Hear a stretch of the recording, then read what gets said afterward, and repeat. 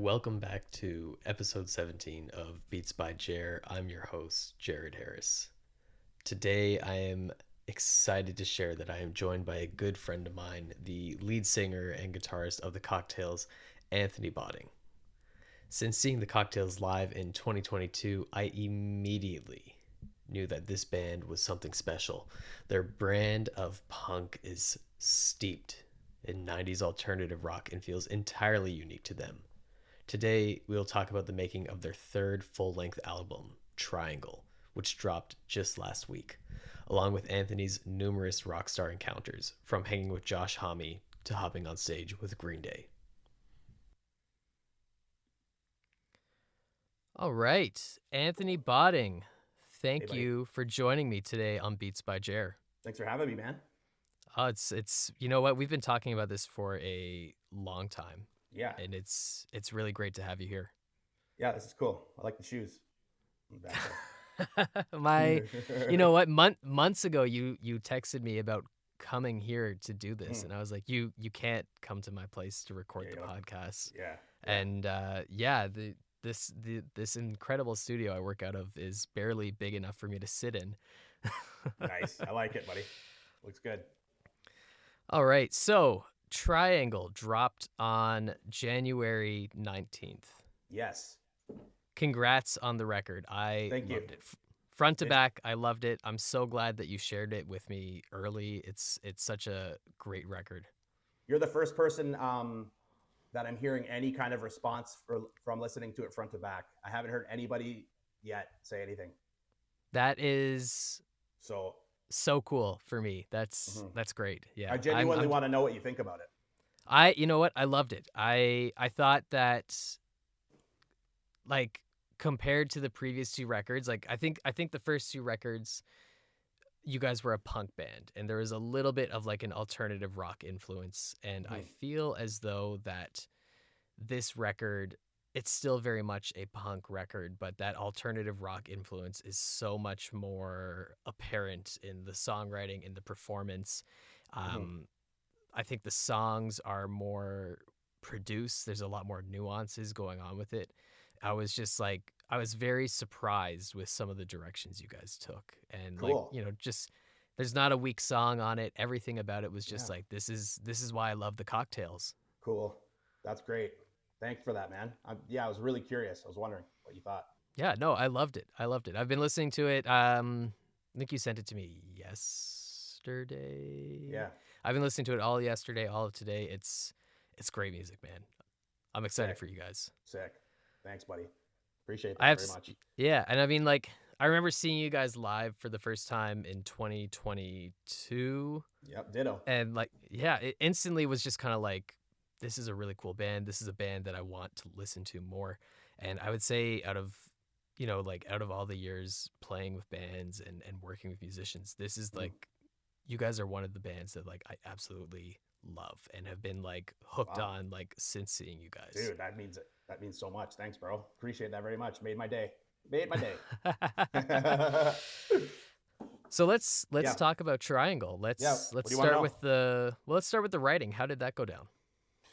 Um, you know what? Since the first record, I haven't stopped like really stopped writing. Like I get a little nervous of what's gonna come up next, so I just like to keep working. You know what I mean? I always want to have something in like the bag.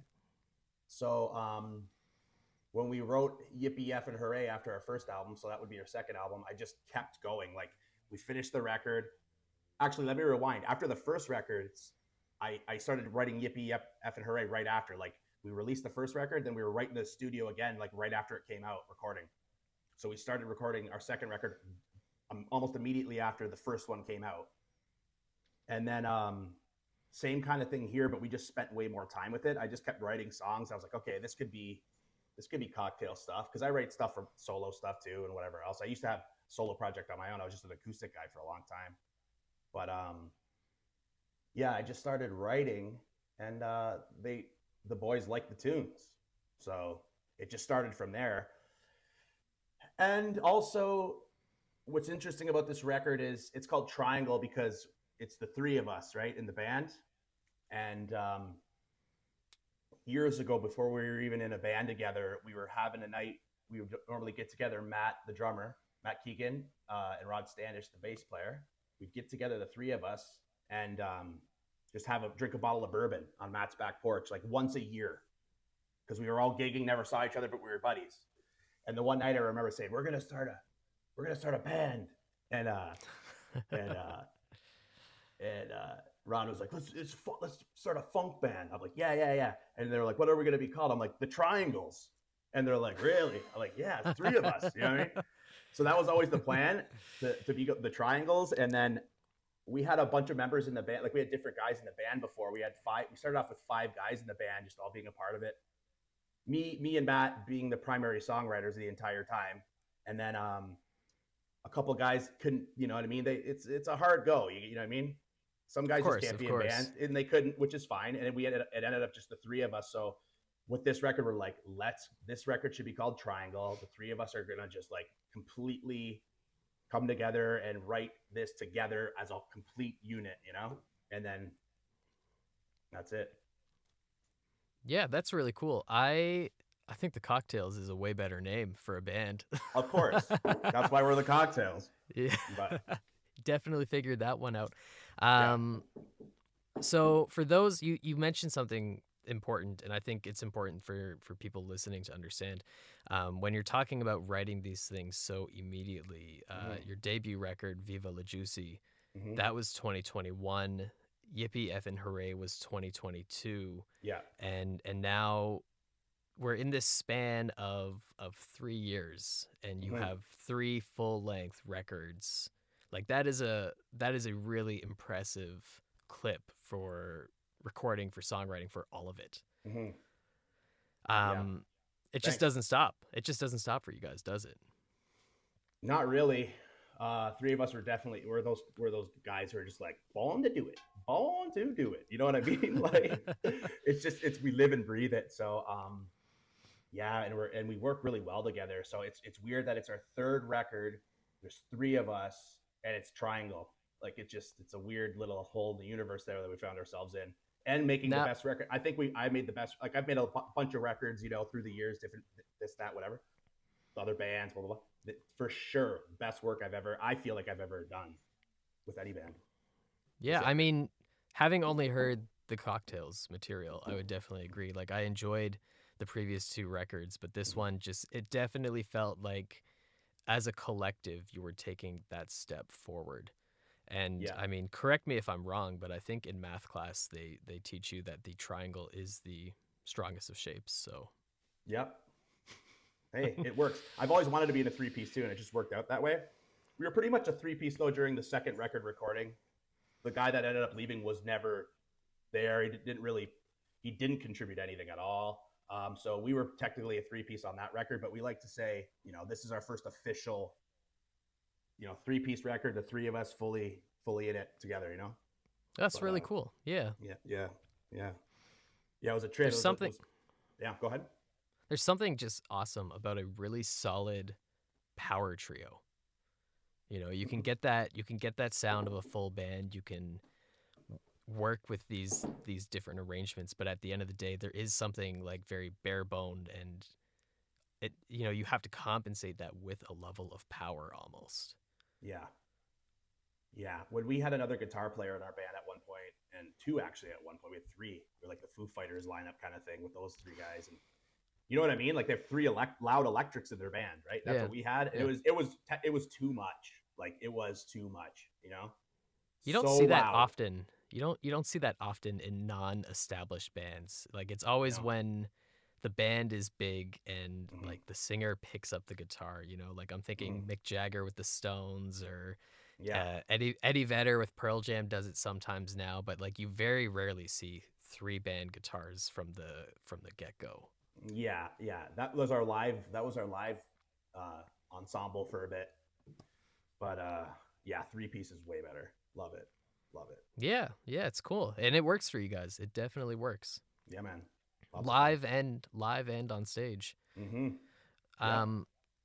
Let's talk about the recording. You guys, if I'm not mistaken, you guys were making this record yourselves, correct? Oh, yeah. We make it all ourselves, yeah. Like the past 3 records, completely independent. We're lucky though. Like we thank our lucky stars every day. Like Matt, our drummer, is like a producer, engineer, owns his own studio. It's what he does for, he's a musician first, and then, he's an engineer. He records bands all the time as another job. And so we have our own studio. And then our really good buddy, Mike Maves, shout out to Mike Maves because he's an angel, lets us rehearse in his studio in Niagara on the Lake. And it's a huge barn. Like it's a huge barn recording studio. And that's where we just rehearse. That's a rehearsal place. And then we record at Matt's on our own. That's It's pretty just, cool. That's pretty yeah, cool. super lucky. Super lucky. We say we're lucky every day. Every time we're together, we're like, we're so lucky to have this. Crazy. But yeah, it's a long way to answer your question. Yes, we recorded it on our own. I didn't know. I wasn't aware that that's how the previous two records were made as well. So are you guys self-producing in that sense? Oh, yeah. Yeah, oh, yeah. Completely self Okay. producing. Yeah. Mm-hmm. Cool, cool. Now I'm gonna go off of some of our previous conversations to Sure. kind of bridge this gap here. But Sure, sure. you've been talking about releasing this for a while. I believe there was like an end of summer date, there was a Yeah. fall date, another fall date, and you Mm-hmm. just kept writing more songs. Yeah. Yeah. And replacing it, like we had a bunch of songs and then we thought the record was done, but then I wrote a bunch more that were better. And then it was kind of up in the air for a while. We didn't know what to do. We were always we are just trying to stockpile as much as we could. But then we went with 12, and then we wanted to make it right, and we were gonna release it the last month of 2023. Like it was ready to go, pretty much. That was our deadline, and we were gonna do it. But then I just thought, why would we? Let's just wait till the new year starts, and we'll start the year with a brand new record. Why would we sell ourselves short and be like, here's a record, and then the year ends, and then it's fully labeled 2023. You know what I mean? Like, who cares about the year? Yeah. So how Can't does take. like as you guys are self-producing this, how does what is the process for like working on material, cutting it, um, writing new material, and then the comparison? How are you guys deciding between which songs? Like, is it come down to a vote? Like, what are you? Is it Yeah, we challenging? How are you doing this? we normally do vote. We normally do vote on any major decision like that, but um, for this particular thing, it was just the songs that make the most sense for the cocktails. Like I had a bunch of songs that I was gonna, give to the guys, be like, I have these ones too. But it just happened that this batch of songs, we started out, we wrote like 4 or 5. Like, okay, maybe we'll throw out an EP. I mean, you suggested EPs one day. You know what I mean? We plan on actually, we're going to do that next, actually. That's our next thing, by the way. But and that's because of you, buddy. You said put an EP out. I'm like, you know what? We should put an EP out, and we're gonna. Yeah, after this. I Let me guess, it's already written, right? No, it's not written. I got a few songs. Got the title. Artwork's done. I do all the artwork. Wow. Yeah, oh yeah. That's been done for a while. But anyway, sorry. What was your question? How do we do it? Yeah. What sort of challenges come down to it when you are self-producing? And You know what the biggest challenge is? Honest to God, like it's not. Normally, we like when we jam a song, we'll write it together, and then we just know it feels good, so we just keep going with it. If it doesn't feel good, we'll either try to change it a bunch or just forget about it. Like there's riffs, laying all over the floor in our rehearsal studio. You know what I mean? Like just riffs that we've tried, but we're like, of oh no. course, yeah, yeah. But honestly, the hardest part is you're so involved in the mixing, the how you're recording it, how everything's happening. You're fully hands on, so it's hard at the end of the road to really make decisions on like what we should like mixing wise because you're so involved. You don't know. Like I personally didn't know, like, this sounds good to me, but like I'm so involved in it, it's hard to tell. So that's why when you said you listen to the record, you're the first guy I talked to that has listened to it, and I was really curious. But I'll tell you a quick story. So at the end of the recording of this, ending of mastering, we spent like 48 hours mixing and mastering it, Matt and I. And I come home and we were done. It was done. We were gonna release it. Okay. I come home and I'm listening to it in headphones. I'm going out to my car. I'm going out and I'm hearing this high pitched, harsh frequency. I'm hearing it, and I'm like, "What's that? Oh, we got to get rid of that. What is that? Oh my God, it's all over all the songs, right?" And I call Matt. I'm like, "You got to look into this, buddy. You got to look into this. Like, I'm hearing this weird noise." And he's like, "Bro," he's like, "your ears are just cooked." He's like, "This, it's not there." He's like, "Take a break, take a break, take a break, take a break." I'm like, "Okay." And I just didn't listen to it for one day. Put it on after, no sound. I wasn't hearing anything wrong with it. Like it was a trip. That's how involved I was. That's how involved we all are in it. It's like up to past our nose. You know what I mean? Like we're in it fully to the point where I was hearing noises that weren't on the record. You know what I mean? Like Yeah. what is that? What is that? Like it was a trip, dude. That's never happened to me before in all these years. Did you guys mix and master the previous records yourself as well, Yeah, or? yeah, Cool. yeah. What makes you guys do that? Because, like, that is so far beyond me. I know lots of musicians that are obviously into recording and stuff like that, but Mm-hmm. I feel like that is just so far beyond my own skill set and understanding of everything. Like, do you guys have a background in that, or was it just like, let's try it out? No, Matt. That's what Matt. He's an engineer, like a studio engineer, right? Right. Yeah, yeah, Yeah. So he owns the studio. So he's the guy at the board. You know what I mean? He's the guy miking the stuff. He's the engineer of the record. We all produce it together, but he's the guy. Like I watch him and I'm like, what are you doing? Like, you know what I mean? He just does it so effortlessly, like, Pro Tools, whatever. I'm like, dude, Nice, nice. It sounds fantastic. Like beyond from an audio standpoint, it's a really great sounding record. sonically, yeah, we really worked at that this time too. That was a big thing for us. We wanted every song to be sonically just clean and good. Yeah, Yeah, yeah. It sounds really big. right on. That's good. Um, what are some of the influence behind the tracks? Influences, as in what, like musical influences, or just I I totally meant musical, but now I'm so curious as to what other influences there are that you know what? what take this in any direction you want. Well, I thought you meant like meaning, like what are the influences behind like this like Oh, the lyrics, or like, you know what I mean? no, no, no, no. Let's talk about musical influences first. Musical influences, man. I mean, for me, as we've talked about before, but like Queens of the Stone Age, big influence for me. Josh Homme's guitar playing is unbelievable. That really lights my fire up when I listen to that. And Green Day always has been an influence for me. I love them. They're like my favorite band of all time, pretty much. A lot of Green Day, a lot of Queens. What else? I was listening to a lot of the Muff. I was listening to the Muffs a lot. The Muffs are an all-girl punk band back in the day. Amazing band. Just stuff like that, stuff I've always listened to, really. But Cool, cool. yeah, what really fully like what started the Cocktails was when I was in LA with Josh and with Eagles of Death Metal, and coming back from that back to Niagara Falls, being like literally lit up with electricity. Like I gotta write rock and roll song. Like, you know what I mean? It was just like just charged up. Uh, All right, we can't not we have to talk about that.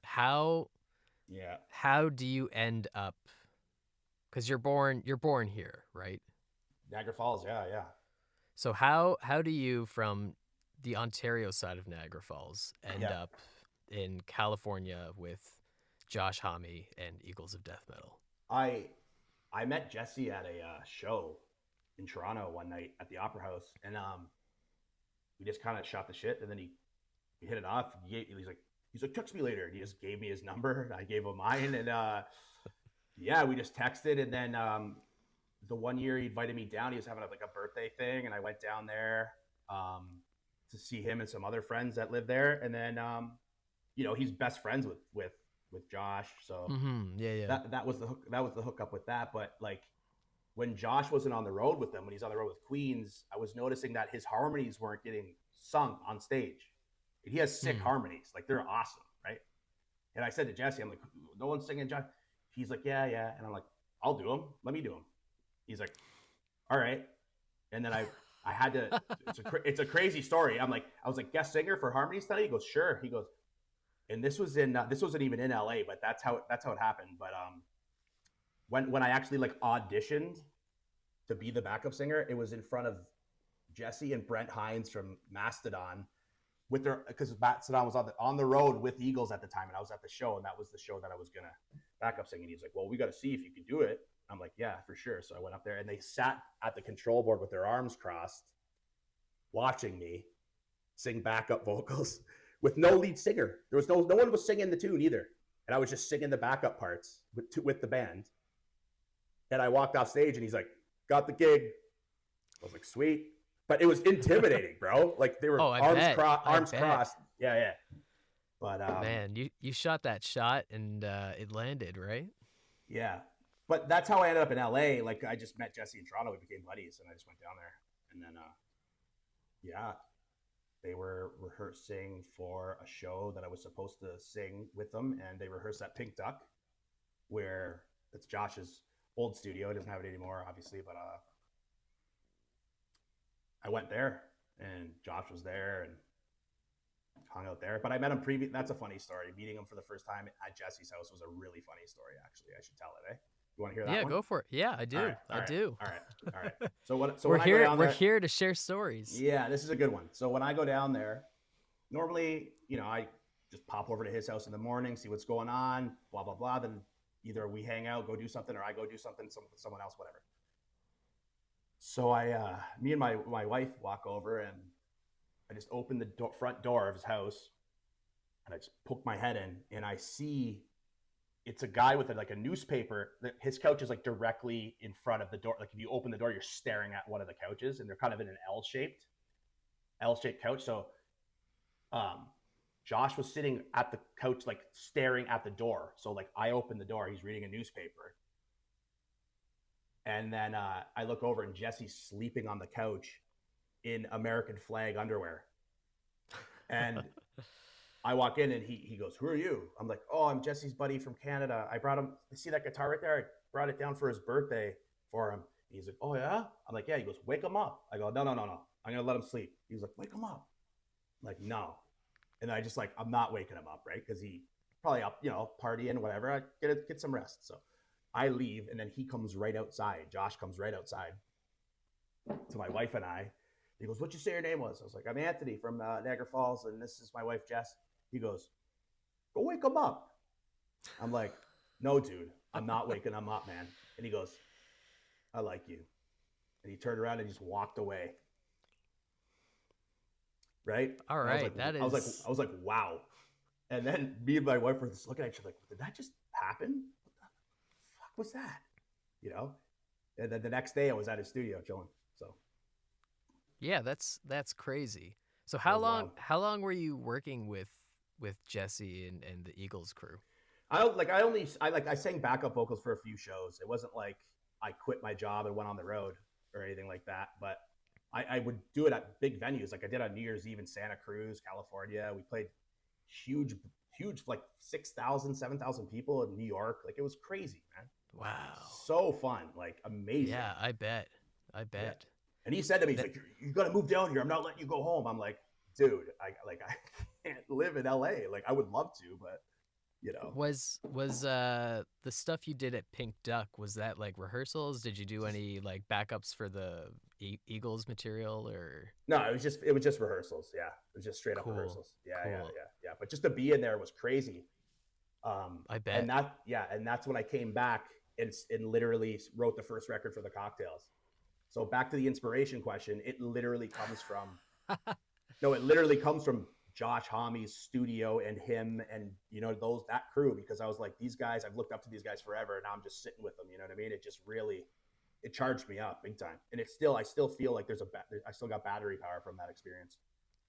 Man, that is so cool. So this would have been in like what, like Right, 2018, 2019? right before the pandemic. Yeah, like I was supposed to go back, and then COVID happened, Yeah, yeah.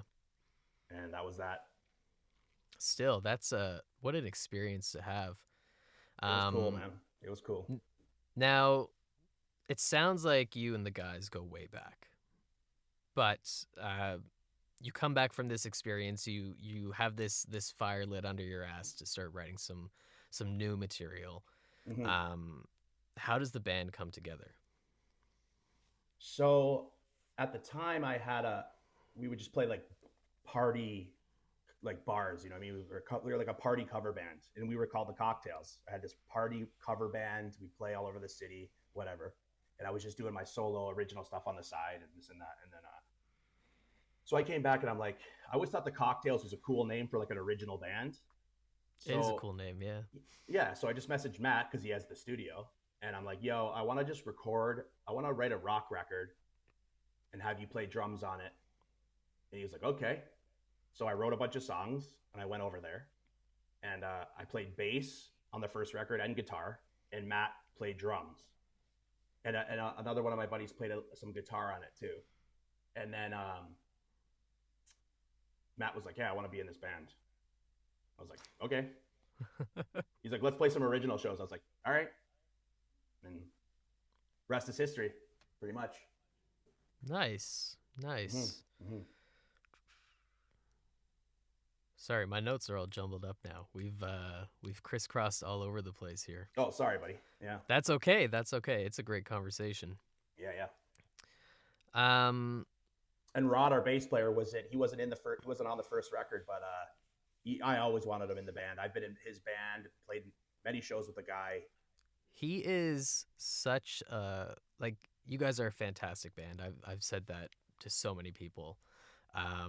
You're all incredibly talented musicians, but he is just such a phenomenal bass player. Unreal.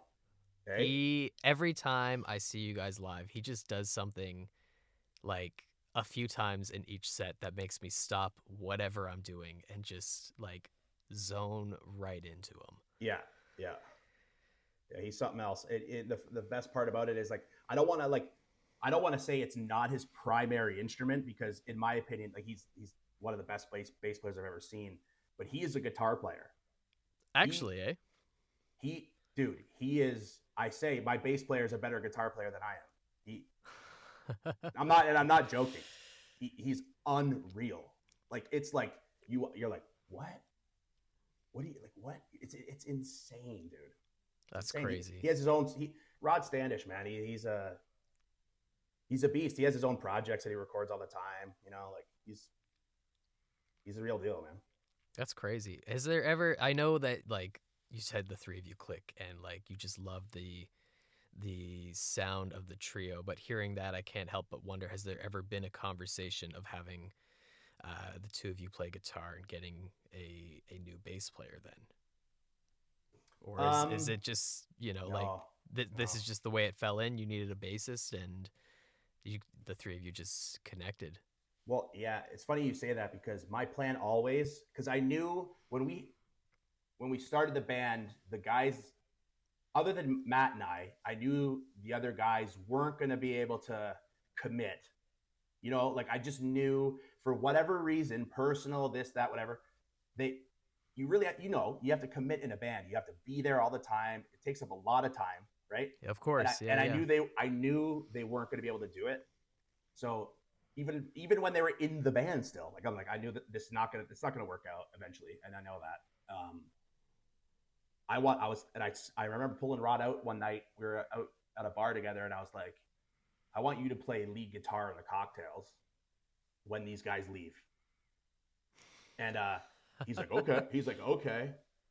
And then that was like, and then like a year passed or whatever, and then I found myself needing a bass player, and I just called him. I'm like, yo, you know what? You want to play bass?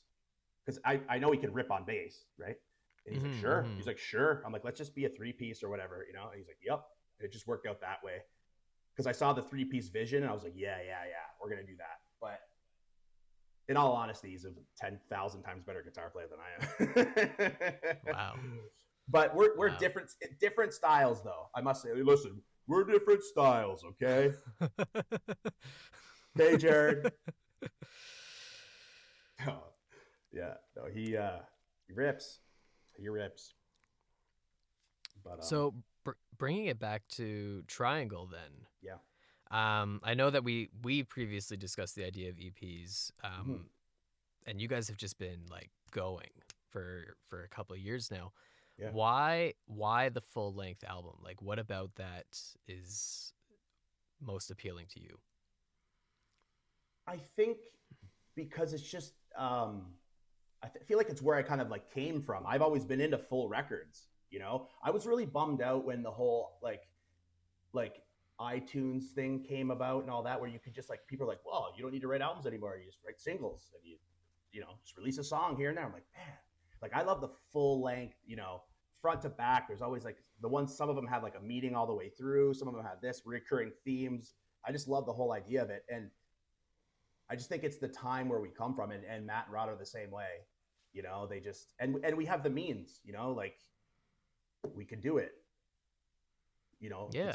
it's feasible for us. Like it's you know, we have the time, like studio time. Like if we had to pay for making records and self-producing it, like you know what I mean, paying for it and everything like that, hiring this and that, or hiring this guy, engineers, like it would we'd probably be writing EPs or who knows. But I just think it's because it's where we come from and we're able to do it easily. Like, Yeah. Yeah.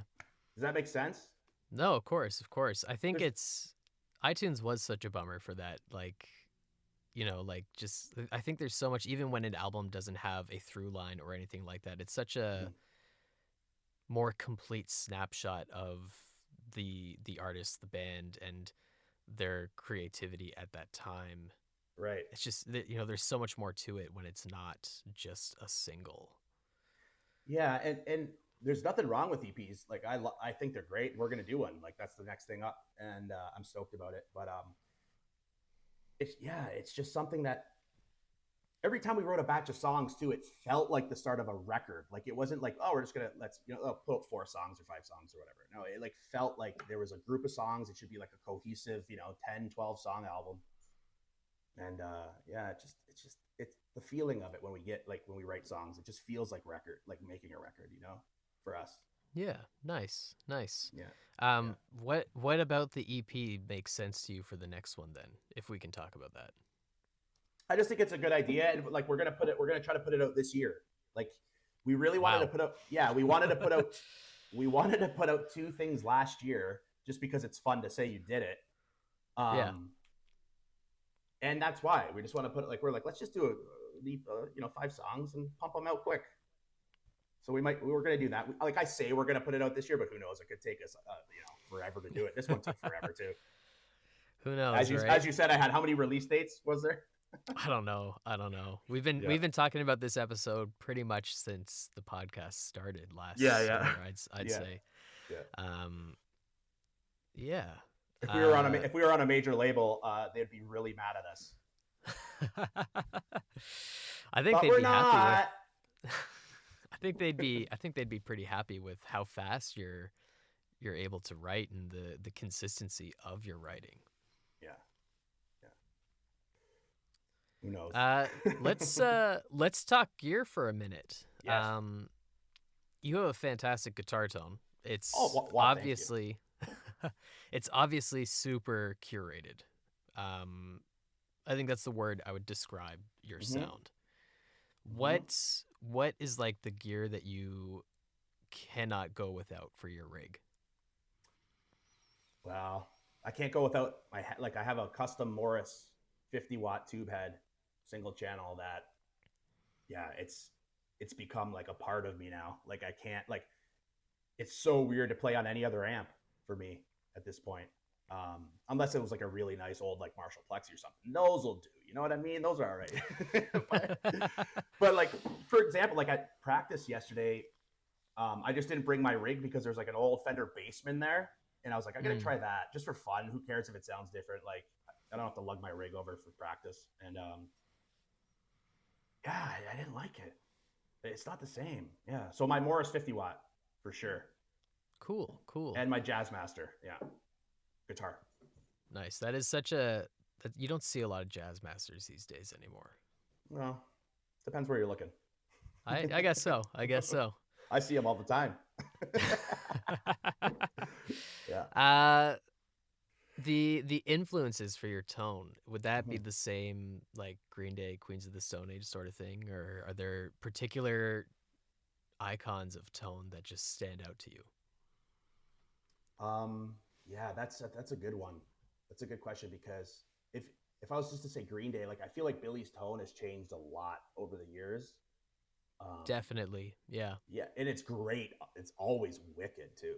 Like what he's got going on now with it, it's clean, but you know what I mean. It's not. It's this weird, dirty, clean. It sounds amazing, but the tone that I've always strived over since I started playing guitar, like the thing I've strived to achieve is that tone, like on the Insomniac record, That's my like one of my Okay. favorite guitar tones. Okay. And my tone is cleaner than that, I think. But that's that's like the pinnacle for tone for me on that record. I love like brain. You know when you hear Brain Stew, like the recorded version of Brain, you hear that kind of like thick, like it's I don't know, it's butter. Love it. That one's see, I would describe it as the opposite of butter. It's like that one Yeah, sounds like a swamp. And Swamp, I say that so lovingly. I think that might be my favorite Green Day song, but I mean, it's Brain so Stew. hard to Yeah. say. It's so hard to say cuz like as a drummer, I want to say like Basket Case or something else Mm, off of Dookie or like mm-hmm. Jesus of Suburbia, but like Yeah, Brain yeah. Stew is and it's that tone. It's purely that tone, Great. that swampy just rolling down a swampy hill. Yeah. And they came out with a song out of that. Yeah. I I actually know how he wrote that actually, which is Tell interesting. me, tell me. I'm assuming he didn't fall down a swampy hill. He didn't fall down a swampy hill. No, may have been close at some point, but no, he apparently he was testing out new recording gear, and he was at his house, and he just that's what he played to test out the tone. He was like did it, and he was like making adjustments, did it, and just playing it as he was like making adjustments on his board, not thinking anything, and just Oh, that's cool. yeah, the hit record. Let's see what this sounds like. Just playing it, twisting knobs, and then that riff was there, and one of his buddies heard it or something. It was like, "What's that?" You know, and he's like, "What? That? I was just fucking around." No, no, that's the one. You know what I mean? One of those That's situations. really cool. Yeah. Yeah. That's like the 90s equivalent of Keith Richards falling asleep and waking up having recorded Satisfaction. Did he nod off or fall asleep? I don't know. Which one of I the think he I think he actually fell asleep like Did he? it's yeah, I think it's quite innocent of him. Like he Oh, wrote it in his dreams and like he woke up that's a and like no it was way. I actually didn't know that. recorded. Yeah, yeah. Like Oh, not that's like killer. on tape, but like it was recorded on like his whatever he had there and And he like doesn't remember making it. no, like he went to sleep and Wow. like says he like dreamt of this riff and like when he woke up it was recorded and he was like, "Whoa." Dude, he's so rad. I love him, man. He's awesome. I love Keith Richards. I think Same. he is one of the coolest. Like, I know he's not a technical guitar player in any sense, but I don't Mhm. think anyone could have played the solo for Sympathy for the Devil. You know what I mean? Oh yeah. I don't think anyone could have done that. No, yeah, he's fabulous. It's just him. Yeah. Absolutely. Absolutely. That essence is untouchable. Plays great guitars too. He does. Yeah. Nice ones. Yeah, real nice. Yeah. Juniors and oh yeah. Ooh. uh, one note I had on your tone here. You Mhm. have a song on the new record, "Across the Pillow," which Yeah. fantastic. Like that Thanks. song, totally caught me by surprise. I did not expect. I don't know if we can call it a ballad. Do you call it a ballad? You know what? I was thinking about that. I don't know. I don't. But I mean, I guess technically it would be the ballad on the record, right? Like Yeah, it's I for it's a some of love our song for sure. songs, for some of our songs, like we don't have ballads on our EPs. I call them like tonal ballads because they're not heavy, but they're still upbeat, you know? Yeah. But This is a tonal ballad. yeah, that song to me, it just like totally caught me by surprise in every way. Cool. It's kind of Deftonesy. Your vocals are Mm. kind of Chino. Oh yeah. Yeah, a little bit. And Nice. you know, like the kind of acoustic, the little piano, like it was just so like I was not Hmm. expecting that song at all. Totally surprised in every possible way. Loved it. Cool. The one note I had here underneath tone, your lead lines near the end of the song are Yeah. so reminiscent of Californication era for Shante, I would say. Like there was just something in that swelling guitar that I was like, "Oh, I've heard this." Bro, yes. Chino and John Frusciante is what you're telling me? Is that what you're Yeah. telling me? And all in one song. All in one song. Wow. Well, if anyone's gonna do it, no, I mean, it's that's a dude. I mean, you're naming my favorite musicians of all time here. Okay, I don't believe you. I don't believe I you. those were my notes. Those were my notes. That's great. Yeah. That's just my Jazz Master. That's it. Jazz Master plugged into my rig with maybe a delay on it with my wah. Straight up. It sounds awesome. That's another thing about this record too. it's faders up, all like completely live takes. Like there's no reverb added to the drums or anything like that. Like it's really dry if you listen to it. Really dry. It's good. Interesting. Yeah. Interesting. Yeah. Yeah. What does that do to the record for you? What does what do? Having it dry? Yeah, like what does that what's the appeal to that for you? There was no, we didn't do it for any other reason other than before we started to really mix it, we were listening to what we had, and it was just the straight up tracks of us tracking off the floor. And they sounded so good to us that we're like, let's just keep it like this. Like, let's keep it like this, mix it a little bit, but not fuck with it too much. Like, Yeah. Some of that yeah. studio magic. Yeah, no, we kept it real simple. And it was just because it sounded good to me. And you know what? The past two records, I always loved the way that we sounded right after we finished recording before we went into mastering and mixing. And I would always have issues with mixing and mastering because I always wanted it the way it sounded, you know? But I would hear, you can't fall in love. Don't fall in love with the demo track. Don't fall in love with the bed. You know what I mean? It's like, but I do. I fall in love with those sounds. Like they just sound great. And I want to keep them. So you kept them. You kept them. Kept them this time. Yeah. And you say So sonically it sounds good, no? it sounds awesome. It does. Yeah. Sick. Yeah. Yeah. It's we've talked about cutting songs and how like you guys just kept writing and writing and adding songs, cutting songs. Let's talk about keeping songs. Like you have 12 tracks on this record. Yeah. Which stand out to you and for, whatever reason? Well, the 12 that we have on the record is basically the 12 we came up with. Like when I said we have a batch of songs, I mean like Matt has songs. I had other songs, Rod has tunes. We're all throwing them all around. But ultimately we had our batch of songs and we kept, what are you asking? Like, why do we keep what? Like of these 12, like which Yeah. ones stand out to you the most? Like pick a favorite, couple Yeah. favorite kids, Yeah, it's hard. I really love Burner Phone. The song Burner Phone. Yeah, that's a good one. Yeah, I think it's because it's one of the newer ones, you know what I mean? That was put on that album. I also really love I've been listening to the song Fear of Heights a lot over and over I again. love that one. Yeah, that one's sticking out to me a lot these days. I'm really happy about that one. Actually, Matt said to me earlier, he's like, we should have put that, not closer to the end, but closer to the start of the record. I was like, too late. You know what I mean? It's good to have a nice heavy hitter like that at the end of the record, I feel like. I don't know. I mean, I like it where it is, but I don't know what goes into, like, we have conversations about track listing. Yeah. And, it's always like, do you end soft? Do you end with a big one? And like the conversation typically comes down to, well, this album ends with a ballad, or like, and then on the other side, some of us are like, or maybe we should structure the album like we would a show. What song would we close at a show with?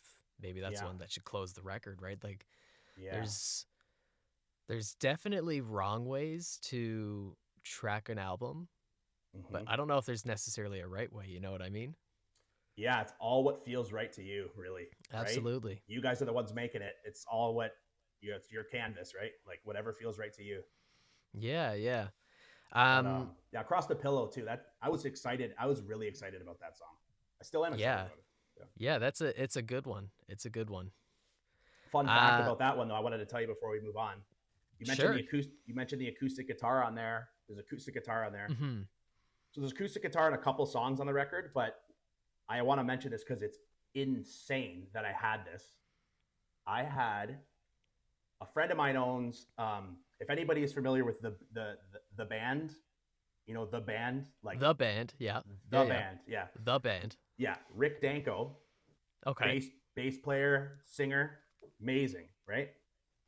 Friend of mine has his main Guild acoustic that he had his entire career. A friend of mine bought it, okay, from one of his relatives. Okay. Yeah. And he told me I'm the only one he lets borrow it, so he lets me borrow it whenever I want. So I'm like, I'm gonna put it on this record, right? And that's what that is, dude. This thing is a monster. Like it looks like it was lit on fire. Like it sounds so good, and like I can't even imagine the people that have that in their hands, you know? It's so interesting how people come to find these instruments.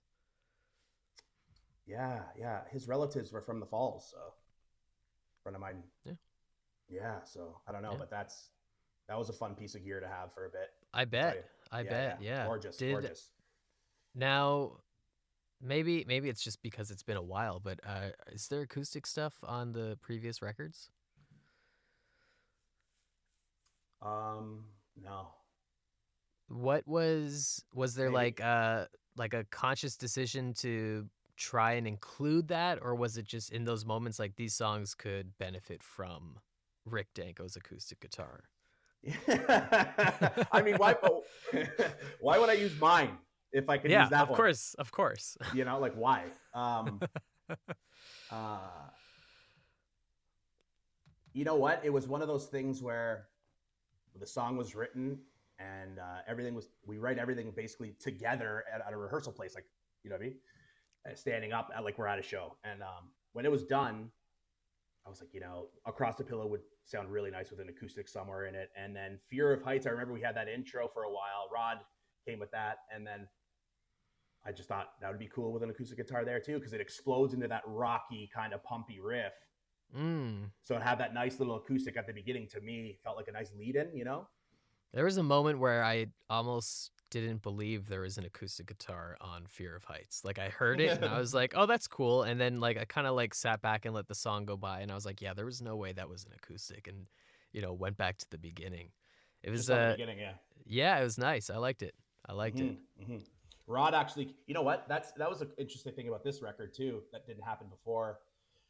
Matt went on vacation when we were writing this record, and instead of like taking the week off or whatever, we Rod and I still got together at practice and just like let's write some stuff or whatever. And he came with the bass, just the bass lines for Fear of Heights, uh, Your Love My Drug, that crazy slap bass that he's got going Mm. on there. Hmm. He came with that. It was just he had that like the whole thing, chord progression just on that crazy slap riff, and then I just wrote guitar to it.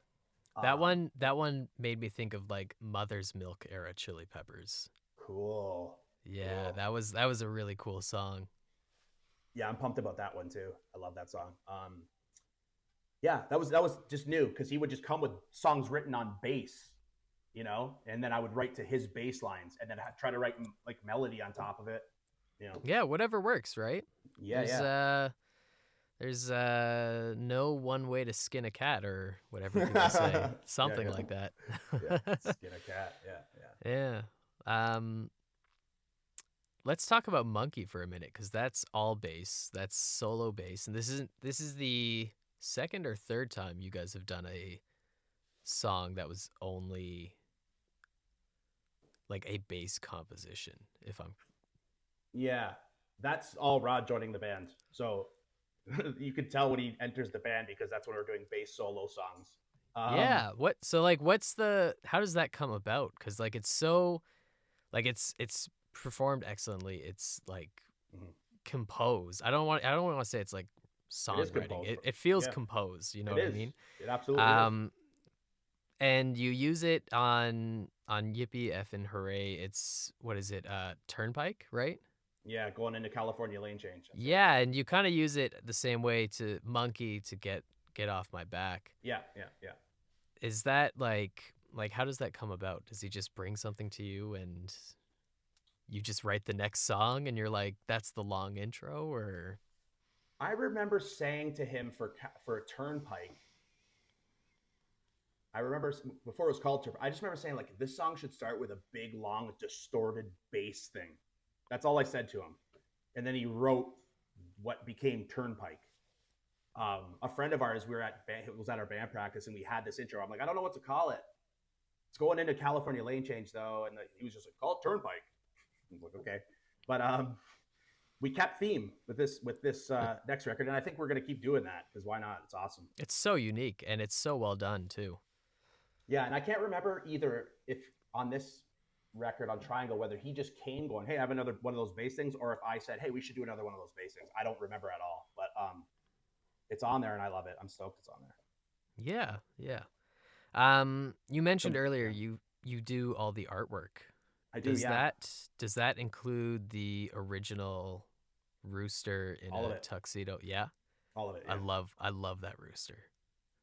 Yeah, and you know what? It's all Matt's idea to have it as like the steady mascot logo for the band. That was just going to be the first record. Like I didn't think, oh, I'm going to put this guy on every album cover.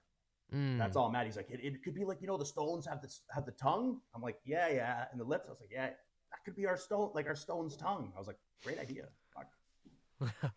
So now I just incorporate them in everything. And what I'm doing now too, which is cool, I'm doing a piece of art for each song on Triangle.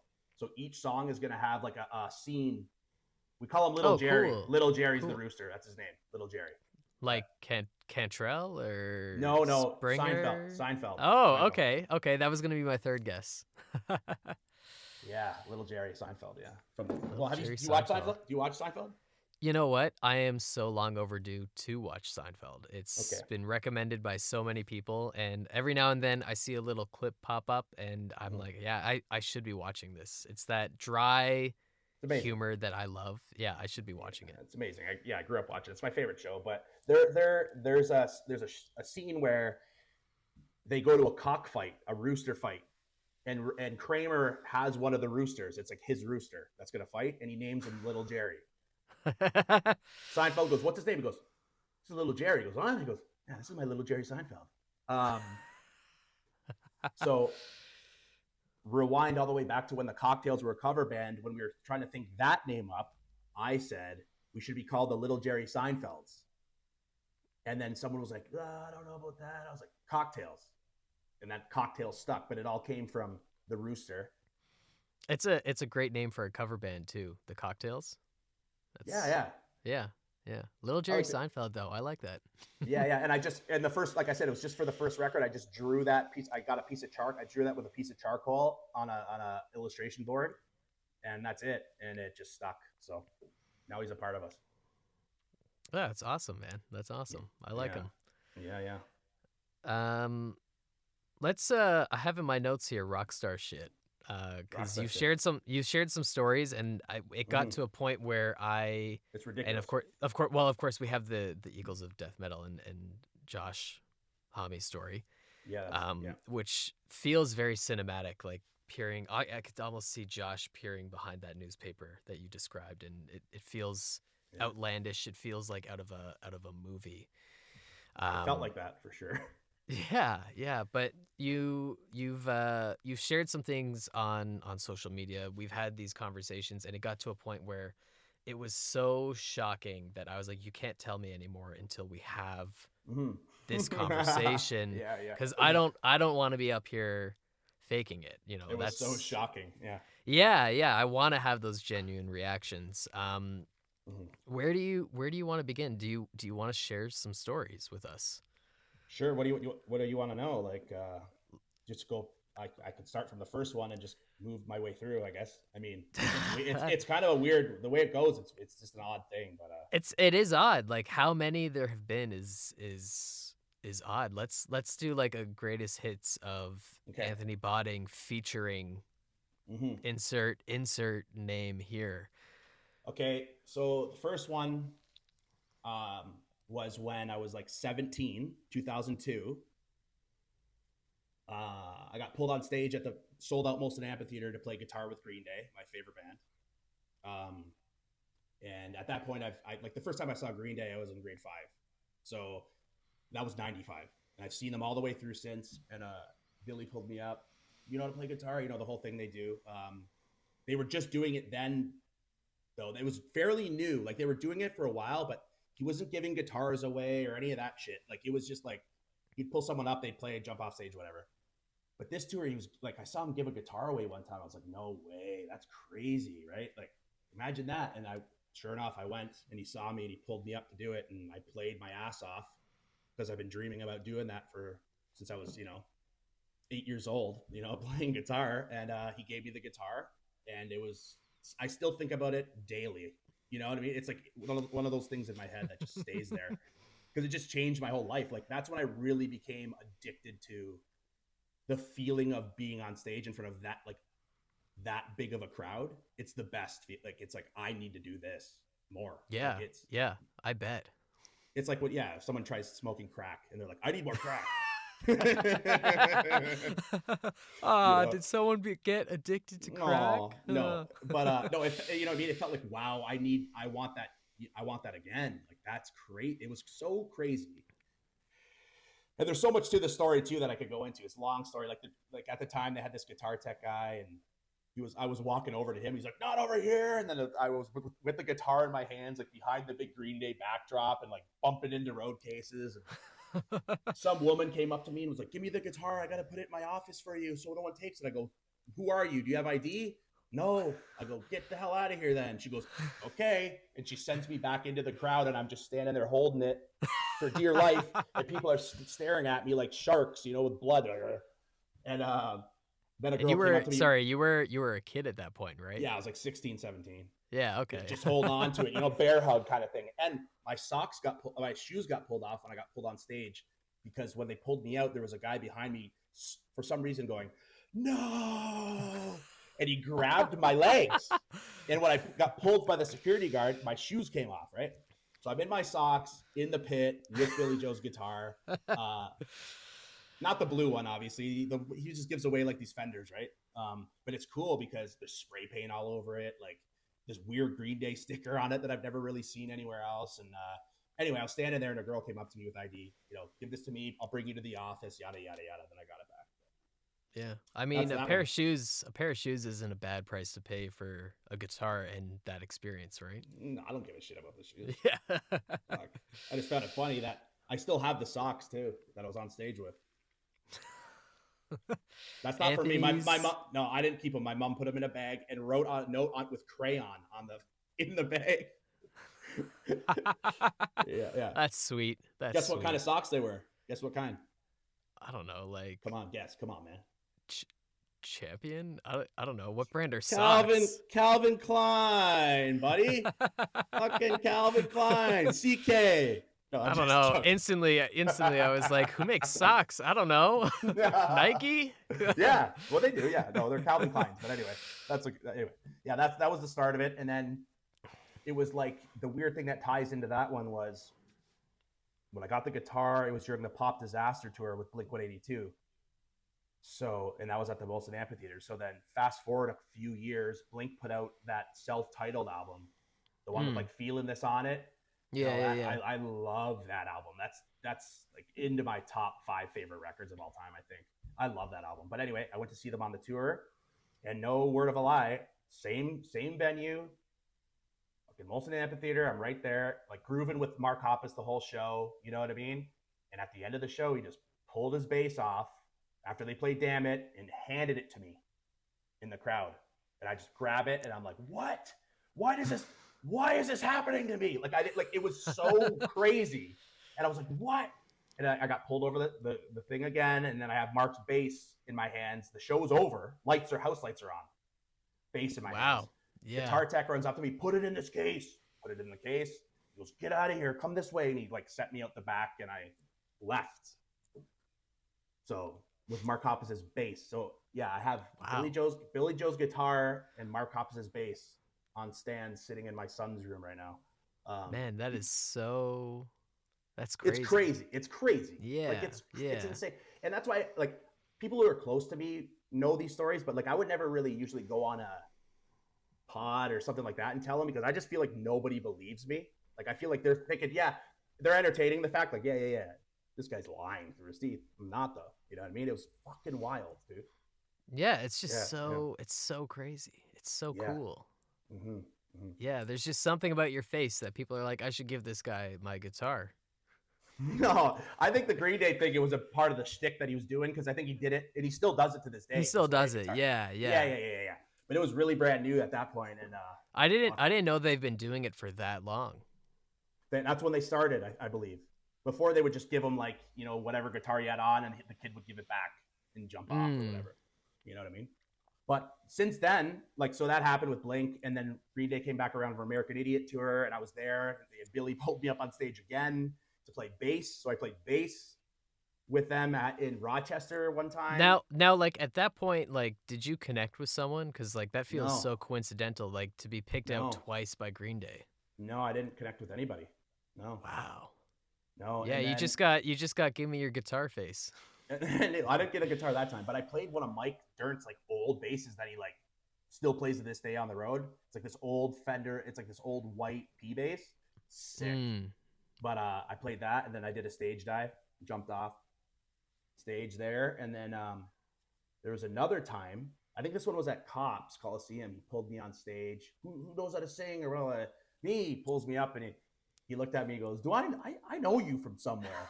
And I'm like, he goes, "Do I know you from somewhere?" I go, "Yeah, yeah. I've played with you before. You gave me a guitar when I was like 17." He goes, "Well, listen." He he gave me a big hug, and he's like, "I'm gonna get someone else to come up because you've been up with us so many times. You know what I mean? I want to get." I said, "Absolutely. I just wanted to get a hug from you." And my every other time you see me, he gives me a kiss too. So I was like, "Give me my kiss, bud." And then he smooched me again, right on the lips, every time. But every time he's pulled me out, he's done that for some reason. And then then I did another stage dive there. So that was the few times with Green Day and the Blink story. That wraps that little button up there.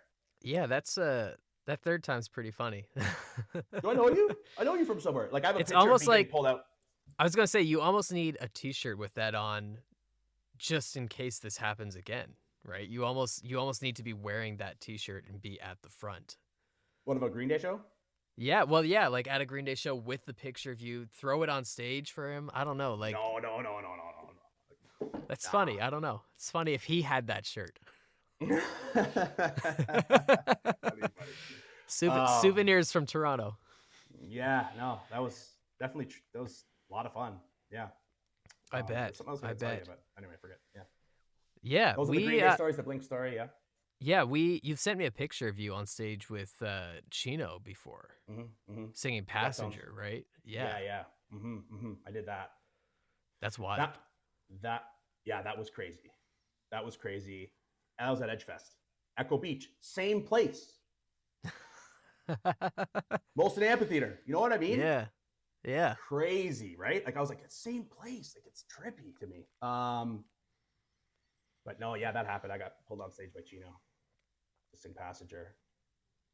And I think I did pretty well, actually, to be honest with you. I mean, it's big shoes to fill, but like it was hard. I mean, like I said in my notes here, right? Like I got Chino vibes from Across the Pillow. So man, if anyone can do it. Yeah, he's always been one of my favorite singers too. Like I love the Deftones, I love Chino. He's got such a unique voice. Great voice, yeah. But that one was a trip because I knew like it's something I've always wanted to do. So I've gone to see the Deftones a million times, and I had a little sign. Like it wasn't big. Like I didn't get a big Bristol board or anything like that. I got like it was smaller than an 8.5 by 11 piece of paper, and I just wrote "Passenger sing" with a question mark or something like that, and I just held it up in front of him really briefly, and he saw it, and I was like, "Oh shit!" And he was like, and he saw it, and I put it down, and then the song ends. He goes, "You," he goes, "Yeah, don't fuck it up." I'm like, "I won't." He's like, "Get up here," and I get up on stage. The whole time he's on the mic going, "You better not fuck this up," like giving me some serious shit, some serious heat up front, which I knew was gonna come, I knew it. I'm like, I'm gonna get heat, but I'm gonna take the heat and then I'm gonna sing, and that's what I did, and that was a lot of fun. Yeah. Yeah, I bet. That's such a fantastic song too. That duet between Chino and Maynard is just so perfect. Yeah, it's great. It's great. I really hope to run into him one day. You know what I mean? Like backstage somewhere, and just be like, "Hey, you remember this?" Like he'd probably be like, "What?" You know what I mean? It'd blow his mind. Yeah. He would remember that, right? You would think, but it was it was a really fun experience. Again, addicted to the big crowd, man. Like yeah, I bet to be in front of that many people, like the adrenaline, the stimulus you must feel like immediately. Yeah, it's a trip. You literally feel like you're flying. I mean, I assume not if you do it every night, but the times I've been up there, it's crazy. You don't like you literally feel just like you're floating around. It's a trip, dude. Yeah. I used to Mike, my singer, Mm. we watched The Dirt, that Motley Crue movie, like when it first came out. Yeah. And there's like that one scene in that montage in the middle of it where like Tommy Lee gets off stage and immediately like takes an oxygen mask. And both him and I were like, "Oh, that's so weird. Like an oxygen mask after you perform? Like it's not that hard." And Yeah. since seeing that, every now and then we have like a show where there's just more people than you expect, or you just like you just play better than you normally do, or it could be as simple as it's just so hot on the stage, like Yep. just one of those like really sweaty rooms, and like we'll look at each other and be like, this is an oxygen mask moment, right? And it yeah, I cannot imagine doing that on that level of just unexpectedly. I think the surprise element for you also, right? Like just being pulled up like that is Hmm. compounds with it all. But it also attests to, like, when you hear people say stuff like, I can't believe the Stones are still out there playing at their age. There's a reason, and that's the Yeah. fucking reason right there. Yeah, it's fun. And I mean the paycheck's probably super Oh, nice too, but like it's oh, it's it's fun. dis- disgusting. Can you imagine? Yeah. Um, I'm happy if we walk out of there with $25.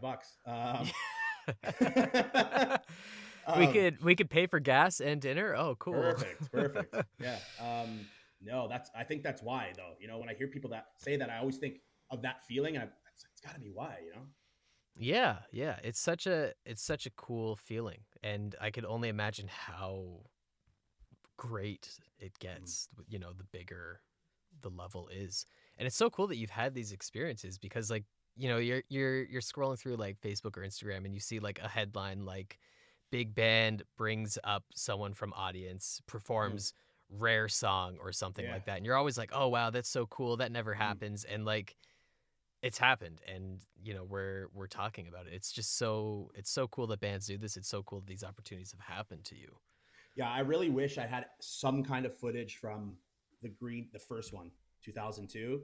There was no iPhones, there was no nothing. I have a picture Mm, that someone took from the lawn of the amphitheater with one of those, like, like disposable a cameras. Yeah. So I have that, and I have the guitar. That's it. I mean, the guitar is pretty cool. It's pretty dope. Yeah, I just Yeah. wish I had a picture, like, you know what I mean? You could kind of see my head on the big screen, like on the Jumbotron there, but Yeah. from the lawn. But yeah, man, I wish I had a video of it even. Like, think about if that happened now, right? Like, when it does Of happen now, there's course. videos Yeah, yeah, yeah. everywhere, Yeah, you yeah, know? yeah. Yeah. Yeah, and yeah, Deftones thing, however, there's videos on YouTube. Yeah, you can see it there. I think you sent me one. Either that or a Mm-hmm. picture. I've seen it. I've There's seen it. pictures, It's there's pretty videos. cool. You Yeah, yeah. crushed it. Yeah, but you got to be careful though. You know what I mean? Like, if you fuck up, Oh ain't yeah. gonna ain't gonna Oh be good. yeah. Ain't And I gonna be mean good. like they almost deserve to give you a hard time because like if Absolutely, they you do. if you fuck it up, like that is everyone else's concert experience, right? Like Yeah, you gotta you if you're gonna hold up that sign, you gotta back it up. yeah, and I feel like it's cool because for a while the reason I would do it is because I knew that I could. Like, I would practice first and be like, okay. And there was times I had the sign in my pocket at a show, front row, didn't pull it out. You know what I Mm. mean? Because the Mm. vibe wasn't there. The vibe Yeah. wasn't there. Smart. Smart. Didn't do it. Didn't do it. And then I did it. Yeah, and it worked. But if you mess up, it ain't gonna be good. No. No. But No. no, you're right. But if you get up there and you kill it, then the whole place goes ape shit. Yeah. It Yeah. really makes fun of. It could be the worst moment ever or the best, right? Absolutely. Absolutely. It's not gonna be in between. No, no. And you gotta have it's scary. As I got a little older, I was like, fuck, I can't believe I fucking would do that. Like, just fearless. Fearless. Yeah. Yeah, that's Yeah. crazy. Yeah. The one we were talking about when we were at the show there, and you're like, stop right there, stop right there, was when and this isn't the best one. Like, this was one that was kind of like, I wish I was more prepared for in a way. But it was when Audio Slave was on tour for their first record. Mm-hmm. And it was at the Cool House at the time. I love that venue so much. Yeah, and they were playing in the middle of the set. I remember looking at their set list beforehand, and they were playing like a couple Rage tunes in the middle, right? And this is me coming hot off of playing with Green Day, getting Hoppus's bass, right? Just like fucking right. I'm gonna fucking get on stage and sing Rage with Rage and Chris Cornell, right? So I brought a little sign again. Can I sing with you? Right? Cornell sees it and he just kind of looked at me, and my buddy remembers him going, nope, like that, like off the mic. I don't remember that. I just remember looking at me and then kind of acknowledging it, finishing the song, and he looked right at me and he goes, you stay right there, don't move. You with the sign, right there, don't move. I'll be right back, right? And they walked off. And right when he said that, dude, I'm not joking. I got so freaked out that I started to see white, like I was gonna pass out. I turned, I ran to the bar, got a water, crushed it while they were off, and the place is cheering them back out, right? Ran back to the front. First thing he does, comes out, goes, where's that kid? Where are you? I'm like, right. He goes, get the fuck up here. Pulls me on stage. I'm like, oh my God, right? And he goes, what are you, like Cornell, right? 6'2", right? You know, I'm tall guy too. I'm 6'2" as well, but like I was looking, I'm like, he looked like he was 9 feet tall to me, you know, like standing that close to him. And mind you, Tim Comerford is on stage from Rage Against the Machine, Tom Morello, Brad Wilk, they're all there looking at me, right? Probably wanting to kick my fucking ass, right? Who the fuck are you, right? And who was I? I can't believe I did that. Like whatever. But he goes, what do you want to do? I go, let's sing Bullet in the Head. Let's do Bullet in the Head. Because at the time, cover bands, I was singing that shit all day long. I could do it, right? Yeah. And he goes, nope, on the mic, nope. And he goes, freestyle rap. And I'm like, I don't know how to freestyle rap, dude. He goes, either freestyle rap or sing the national anthem. And he threw the mic at, threw the mic at me, like kind of lobbed it towards me. And I catch it. I'm like, fuck. So in retrospect, I should have just started busting out Bullet in the Head, right? That's what I should have done. I should have just started spitting Bullet in the Head right there. I didn't.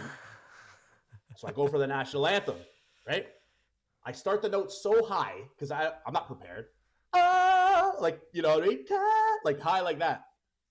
Morello starts playing it on his guitar, playing the Canadian national anthem riff. I look over at him and I lose where I am. The whole place goes ape shit. Because I lost where I was during the national anthem. Like, I'm supposed to be like, you know, it's like I'm singing at the Super Bowl or something, right? They fucking go nuts, right? My Super Bowl, pretty much. Not, you know, but they go crazy, and I'm like, help me out. And then they sang it. And while they sang it, Cornell grabbed me and put his arm around me, and we sat on the drum riser, and he kept his arm around me. And he was like patting my chest. He's like, good job, nice try, like giving me shit kind of, like busting my balls. Yeah. And then he made me do a stage dive, but I mean, it could have been so much worse, right? At the end of the day, you got to sing with Tom Morello, and you got a good pat on the back, and you got to do the stage dive out. Like, it could have been so much worse. I was really bothered by that. I was bummed because I felt like I missed an opportunity when I was on stage. Of course. But it really became apparent to me, like, after when Chris passed away, right? I was like, holy fuck. Like, for years I was like, oh, that was a missed opportunity, but like now he's gone, and like I'm super grateful that happened, that I could stand next to him for a few minutes. Yeah, you know? It's not on the same level at all, but I was like right at the front at both of their Sound Academy shows when Soundgarden played here, like in 2014, 2013, and I was there. Yeah, those were great shows. I went to both of them, and I got a fist bump from Chris one night, and like I thought that was the coolest thing. And like amazing. when he passed, all I could think about was like I fist bumped that dude, which like does not equate to anything, but it's so interesting what the things we hold on to and all of that, right? Arguably the best rock and roll singer of all time, in my opinion. Absolutely. Like, we both have the Audio Slave flame tattooed on us. We do. Yeah. We do. Yeah. Yeah. Twinning. How many I wrote this down as kind of a throwaway dumb question. How many tattoos do you have? Ah, on count, I don't know anymore, dude. You're just a walking Pretty, collective of yeah, ink. I don't have my neck or my face done. Back and chest and one whole leg, both arms. So I got a free leg and a free neck and face.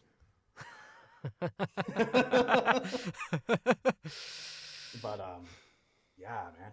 Oh, what I wanted to say about when you mentioned that Soundgarden tune or Soundgarden show. I remember being there at the Sound Academy, Yeah. and I remember them playing. I remember this as if it was fucking yesterday. Them playing Jesus Christ Pose, Oh, and yeah. I Like, remember feeling scared, like, and mm, not like in a scare, like, ugh! I was just like, holy fuck, like it was it fucking, so oh, I have goosebumps talking about it. It blew my mind. I was that like, I would say those were some of the loudest shows I have ever been to. And I oh, bought a shirt that night, and on the shirt, it's like in little writing. It's got like this weird gas mask thing on it, mhm. and underneath the gas mask it says everything louder than fuck. And Oh like yeah. I bought the shirt before they played, and then like I want to say, you know what? I was actually like we're redoing our office at the moment, so that way Mhm. I don't have to podcast in my closet. I love it. Um, so I was looking at things to hang on the wall. I got the set list from one of those shows actually. No Um, way. yeah, and I think Written? Jesus Christ. No, no, no. It's all typed out. It's all typed Okay, out. okay, okay, okay, okay. But I think Jesus Christ was second. And Yeah, like what a way, like it was so menacing. The sound was just so encompassing. just blew my mind. That That's song I'll never that forget it. song feels like it could soundtrack just Mad Max. Oh, Like front to back Fury Road, that whole 2 hour movie could just be Jesus Christ Pose the whole way through. dude, it's such a killer song, man. Absolutely. I Absolutely. love their bass player too, man. Is it Ben Everyone in Shepherd? Is that his yeah, name? Ben Shepherd. Ben Shepherd, yeah. Yeah, he's a dude. He, like, to me, he freaked me out too. Looking at him, I was like, dude, this guy is a monster. Like, bass down to his knees, just Yeah, down meaner to than his fuck. knees. Yeah, Oh, yeah. oh. Everyone in that band, aside from Cornell, because he is like obviously the one that everyone is like, he's so phenomenal and Mhm. rightfully so. But like, I Yeah, feel like everyone in that band is so incredibly underrated. Like think Kim is so, eh? such a, I think Yeah, Kim is true. such a unique player, Hmm. and Matt is just such a, he's got a nice sense of groove to him, but he's like oddly technical. Oh And yeah, yeah, like Ben fantastic. Shepherd is just such a, he's such a force on the bass. He never. I heard he never. He will never change his bass strings ever. Like, until they break, Really he will not change them. Leaves them on. interesting. He's had basses that have strings on them for years, dude. I mean, his tone is so muddy that checks out, I think. Yeah, there's a specific song on that last record they put out, uh, King King Animal. Animal. Yeah. Yeah. First of all, fucking love that album, by the way. Loved it. Loved it. Absolutely. Unreal. But I think Bones of Birds, the song Bones of Birds, That's a great one. Yeah. that's one of the. If you listen, you hear his bass. That's a bass that has like strings that are years and years old on it. Ah, cool. I'm gonna have to go back and listen to that. Yeah, buddy. Cool shit. Yeah. Yeah, that's cool. Mm-hmm. Um, okay, so let's go back to the cocktails before we end this off. Okay. You're working on the next EP. Mm-hmm. Songs have kind of started to come along, but not quite. Yeah, like it's brewing. It's brewing. I Okay. got the. I usually start with a title. I'm a title guy. Start with a title, and then I just let it kind of fill itself. I don't want to ask you the title because I want you to save that for when you debut it all. You know what I Okay. mean? Mm-hmm. I want you to have that moment. Yeah, yeah, for sure. That's how it starts with me. Title, and then songs just start rolling. Cool, cool. Yeah. I don't know what else to say. Like, what else is next? Because the next thing is pretty big. You know what I mean? Like, it's Dropping the you guys. record. We're trying to You play as much guys as we are can. you're Yeah. playing shows. You're working on the new record. Where can people find you? Instagram at Cocktails Band, um, and Facebook same thing, and Cocktails Band dot. What's our website? Our website just changed. Sorry. You know what? It's down right now. Never mind. I'll plug Okay. that another time. I forgot we're redoing it right now for the new record. That's okay. That's okay. Mhm, mhm, mhm. Um, yeah, and the music's all on all streaming services, right? All streaming services. Yeah. Jan 19th, new Fantastic. record dropping. Yeah, yeah. Fantastic. hmm Uh, Triangle is out now. Listen to it all. It's fantastic. Enjoy it. I enjoyed it. Anthony Thanks, enjoyed buddy. it. Thanks for the kind um, words, man. Means a lot, dude. Honest to God. oh no, I Made my loved it. day. I loved Made my it. day. Yeah. I loved it. Appreciate you. Um, we'll close with this question. This is a question that I mean, you're part of a very exclusive club right now because you are interview number 2 on this podcast. It's Sweet. you and Danny Miles from July Talk. Nice. Love So July you're Talk. in. Yeah, they're so good. They're rad. Yeah. Yeah, you're in really cool company, or Yes. Danny's in really cool company. Oh, yeah. Um, but I have to ask, right? If you were stuck on a, and maybe this is a cliche question, but I do like closing with it. If you were Mhm. stuck on a desert island, what Mm. 3 records would be 3. essential? 3. I'm gonna give you 3. That's so hard, bro. It is. It is. Okay. For sure, I'm gonna take Green Day Insomniac. I'm gonna take it. Okay. Okay, and then you know what? You know what I would take? Not even joking. I'm taking Times New Roman with me, buddy. I'm taking it. I am. It is so good. It is I so love, good. dude. It's amazing. I mentioned this briefly on the last episode, but I took a little break from listening to it at the end of 2023 just because I wanted to kind of like give it, like Yeah. I'd been listening to it nonstop and I wanted to give Yeah, it that same. space and see if I could come back to it and enjoy it. Mhm. And I think I turned it on like around the time that I recorded the last episode, and it was just like, oh yeah, this record slaps. Like it's so good. Like it Yeah. wasn't, it wasn't the hype of, oh, new Queens 2023. Like it was just like, no, this is a genuinely fantastic album. Mhm. Cool. I What's love it. the third one?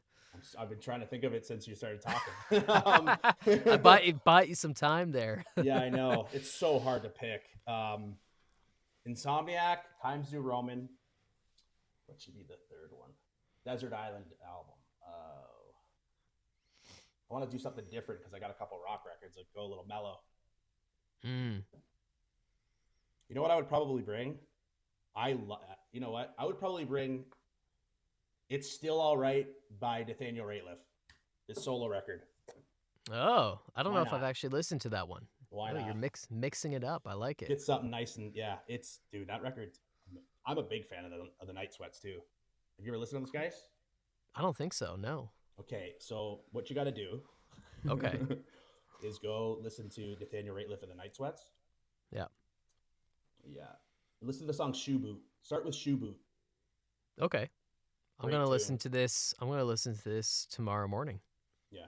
But he put out a solo record right before COVID, and I saw him play at Roy Thompson Hall. It was the last show. Like we saw him play at Roy Thompson Hall, then boom, COVID, everything shut down like the next day. It was crazy. Oh, yeah. That solo record is beautiful. I love it so much. Interesting. Cool. I'm going to check out all of these. That's so cool. Mm-hmm. I was going to say a hip record too, because I love the hip, but there's too many and I don't know what to pick. It's easier to not pick one, I guess. Yeah. Or a Deftones record. You know what I mean? There's so many. God. Yeah. I don't know how to answer that question. What did you say? Do you ever answer it? I haven't yet. I don't know. I would probably go with. See, if I had to answer 5, like it's a much easier question. Yeah, but 5's easy. 3 is hard. That's what makes the 3 so interesting. I don't know. I would probably say like Blood Sugar Sex Magic. Good one. Enter the 36 Chambers from Wu-Tang Clan. Dude, yes. Really? Eh? On the island? Yeah. Wow. Yeah. That's cool. And This one's so hard. The third one is like really hard because like the first one Awesome. is almost too easy. Like it's like what comes to mind. What's like that record that you always go to? Yep. Um, Three, yeah, it's tough. Sign of the Times by Prince, There you go. Prince. but maybe A Love Supreme from John Coltrane. Okay. So you're I don't pulling the know. wild card too at the end. See? You're going Yeah, wild card. yeah, yeah, Hmm. Those are cool, man. Yeah. yeah. Chili Peppers are your band, though, eh? Absolutely, yeah, yeah. Hmm. I mean, similar to your Green Day moment in like 2002, I went to see. I didn't get tickets to see the Stadium Arcadium tour, but around that time was when I started playing the drums for school, and I didn't actually want to play music. It was something that was required of me for school. Um, but I went to see Chad Smith do a drum clinic in Oshawa. Whoa. Yeah, and it was like the night after their show in Toronto. So it was just kind of like bummed out not getting to see them. So like, let's go see 1/4 of the band. I didn't Yeah. even know what a drum clinic was, but like that was the night that like I was like, oh my gosh, like I want to play the drums. Like everything made sense that night, right? Hmm. Um, and like I was in the 7th grade, and I went with my parents, and like at the end of the night, Chad was doing like typical clinic stuff, right? Like there was a table, he was sitting at it, taking pictures, signing stuff, and like I kid you not, I was like second next in line, and he was running late for a radio interview. So he stood up, he hopped on the table, and he jumped over some people and like booked it out because the car was waiting for him, sort of thing. And Wow. I don't know what my parents did. I don't know what strings they pulled. I don't know who they spoke to, but they found out where he was going. What? And like we drove to this radio station. Someone let us in the lobby, and he did his interview, and like he comes out, and he was like, "Oh yeah, you were at the clinic. Like you guys were next in line. I'm so sorry I had to do that." And like this was like 2007, so I also don't have a picture of this. Hmm. That's Um cool, man. but like he signed his drum clinic picture, and it was always so funny because at the time like I was like this really tiny kid, and I had hair like way past my shoulders, Hmm. and my hair looked like Anthony's hair. Cool. Cool. It's good hair, And bud. yeah, well, I don't know what happened because like a few years later, it got like a lot of waves to it, and it was just Hmm. frizzy and unkept. But like as a kid, I had like this straight hair like Hmm. Anthony, and That's cool. like Chad being Chad, he looked at my mom with my dad there, and he's like, "Have you ever met Anthony?" And she's like, "I met him at his book signing." He's like, and she was like, "I met him for a second." And he's like, "That it only takes a second." And He was. that's just Chad. And I mean, if we want to talk about coincidences, while I have you here, like Mhm. I met Chad a second time. This was on the I'm With You tour. He was Mhm. a couple rows ahead of me watching the opening band perform. I was at that show. Like, Mhm. yeah, that was a Who great was opening? show. Who was opening? I forget. Sleigh bells, Mm. Oh something. I yeah, don't. Yeah, I don't know. I honestly I don't remember their set because ACC. yes, yeah, yeah, yeah. Yeah. So like I was like kind of side stage up in the 100 levels, Hmm. and we got there super early, and I was with my mom loves the Chili Peppers, so we've been listening to them since I was a kid. So I was with my mom and my younger sister, and I do have a picture of this, but like I saw this guy a couple rows ahead of us. Our section was pretty empty, and he kind of turned, and I was like, "That's Chad Smith," like a few rows ahead of us watching the openers. Wow. So I'm like, you know what? I'm gonna go say hi to him. And like at this point, I'm in the 12th grade. I don't want to I don't want to like fangirl over him, You like I went, eh? get it, but like I went, and like I was like to my sister, I was like, hey, do you want to come with me? And she's 4 years younger than me. She's like, yeah, that sounds awesome. And like I give her so much shit for this still, because like I put my trust in my sister that day and she let me down. Yeah. So I sat down, like I looked at him, I was like, "Hey Chad, like I'm Jared. Like, I just wanted to say hi. It's so cool that you're here." And he's like, "Hey guys." And like my sister out of nowhere, it was so uncharacteristic of her. He's like, "Oh my God, I love you." And like you could see it on Oh his no. face. His face goes from like, "Hey," to like, Yeah. I just want to watch the show. Yeah. I sometimes, and he's like, sometimes I come out and watch the openers when it's early enough, and like even like you could see it on his face, like it went to like um but he was nice enough, because I guess like because like we were kids, he was just like, "Do you guys want to sit here with me and watch this show?" And like I was like, "Yes, absolutely, yes." So Dude. we watched the opening act for, I think he left halfway through, obviously, because the venue was starting to fill up, but like we got a picture that time, and like I'm in the 12th grade. I am like all smile. Like it is Oh, like he's the guy that made me want to play drums. He's the guy that had, dude. like my biggest influence, and it was just so cool to hang out with him. You know what I That's a mean? great story. Yeah, Yeah. man. I didn't know that story. That's a good one, bro. Yeah, yeah. Wow. I would just picture you sitting next to him and not even watching the stage as he's watching the stage, just staring directly at his cheek, smiling. Like, Yeah, yeah. Like you don't want to be caught staring, but you're like sitting there, you're sitting beside greatness, so you're just like, hmm, what do we do? Like I don't remember the show at all. I could not yeah, tell you what because you were that just band higher on life. Yeah. I could not tell you what that band looked like. I couldn't tell you what they sounded like. I was just like, I'm sitting with Chad Smith watching Hmm. a band play. Like this is Yeah. it was so surreal. It was so strange.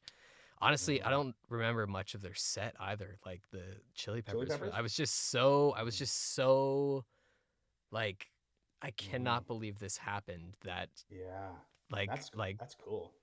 yeah, yeah, that was cool. That was a great record too, by the way. I like that one. You I'm know what? with you. I like it a lot. Yeah. I like I I like I all their like the one records. they did after with Me too. Josh better Yeah. than I'm With You. You What's that do? one? Really? I do. Yeah, yeah. What was that called? The Getaway. The Getaway. Getaway. Great record. I really like that one, actually. Like I'm With You was, I thought, a good record. I think it deserves more. Like Rain Dance Maggie is super cool. Monarchy of Roses, Ethiopia, bro. Monarchy of Roses. Oh Yeah. yeah. But yeah, The Ethiopia Getaway. too. Yeah, yeah, yeah. That's a great one. Yeah. The Getaway, like Dark Necessities was so cool. The The, Longest Wave. the Getaway. The Uh song The Getaway sick. yeah, yeah. And like that closing song, Dreams of a Samurai, with like like that weird drum and bass feel, and like the guitar in the chorus feels like this swooping tidal wave. Oh my gosh, that song alone.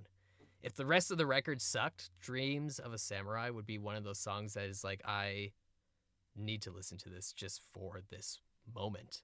You being such a huge Chili Peppers fan, you might know what that's about.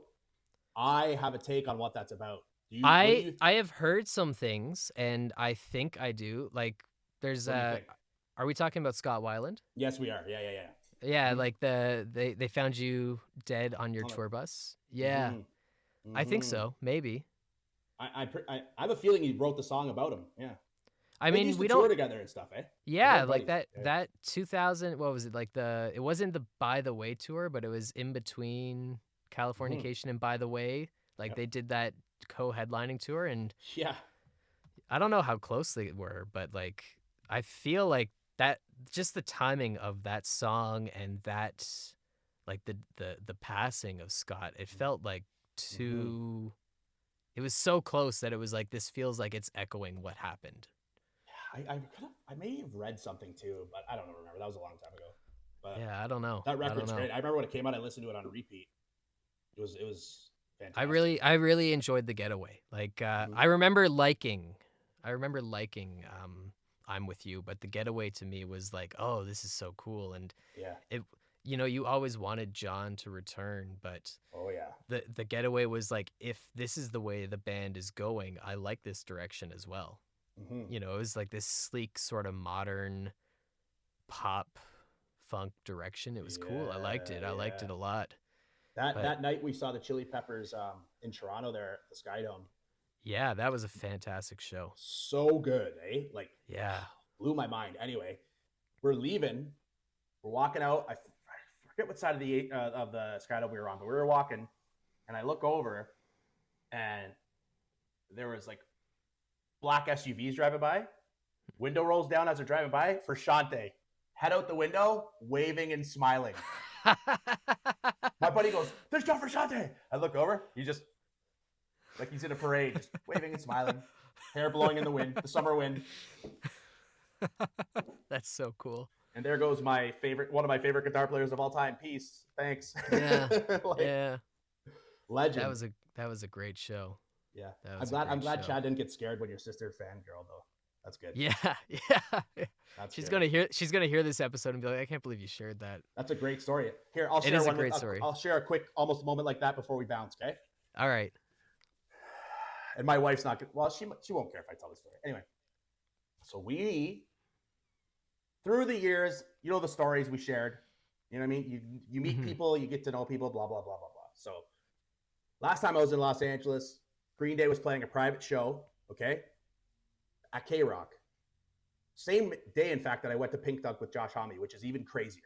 Anyway, that sounds like a really good day. Craziest day of my life, hands down. Didn't know about the show. Got invited. It's an invite-only show. Got invited. Like, we're from Welland, Niagara Falls, Ontario. We're in Los Angeles. Like, how many people do you think in that town wanted to be there? You know what I mean? And we luckily got invited to the show. My mind was blown on that alone. But anyway, we're backstage chilling. And before we left, I said to Jess, my wife, I just said, like, listen, like, don't ask for autographs. You can't ask for autographs. Don't do anything. Like, don't just act like we're always there. That's how I want to be. I don't want to like scare anybody, or it's their area. Like, I don't want to be like, hey, do you start, whatever. Yeah. She goes, nah.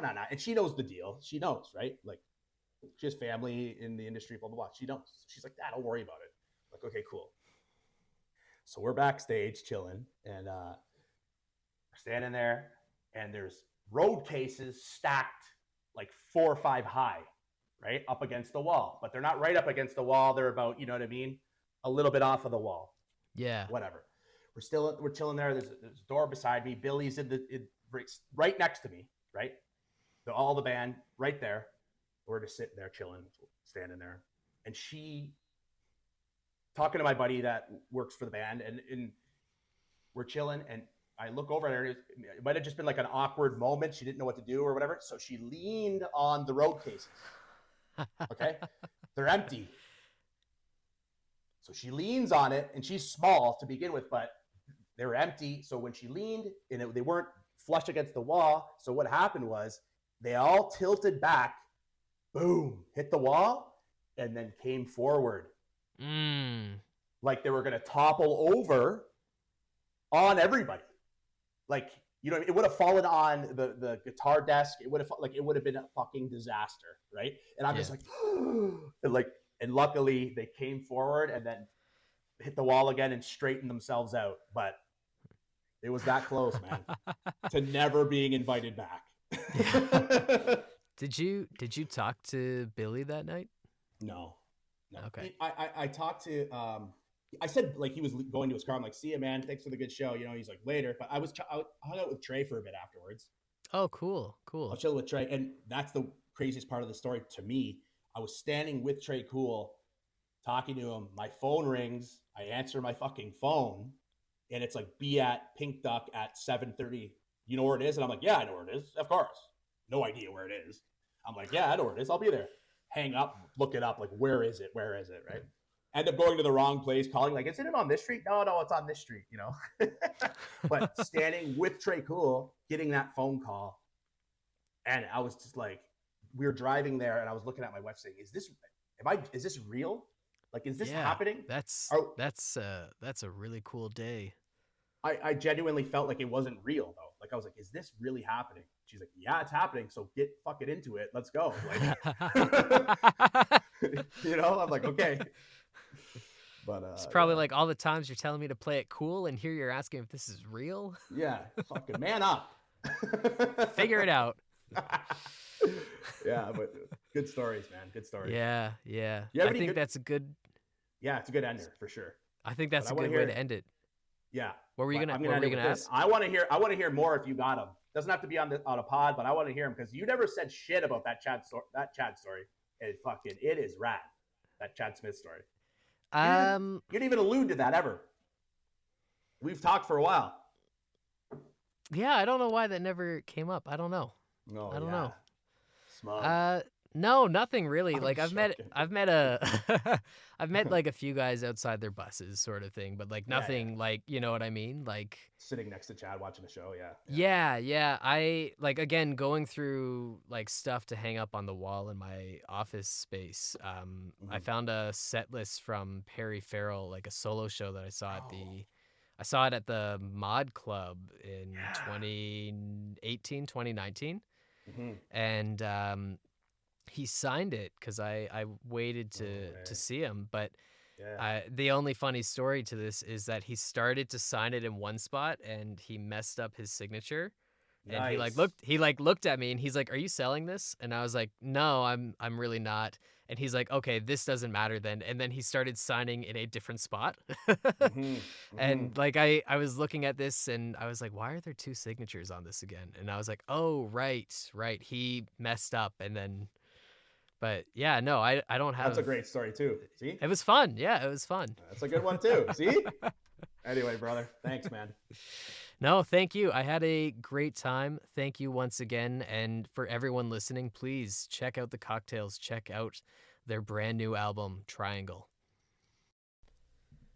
Thank you for tuning in to my conversation with Anthony Botting.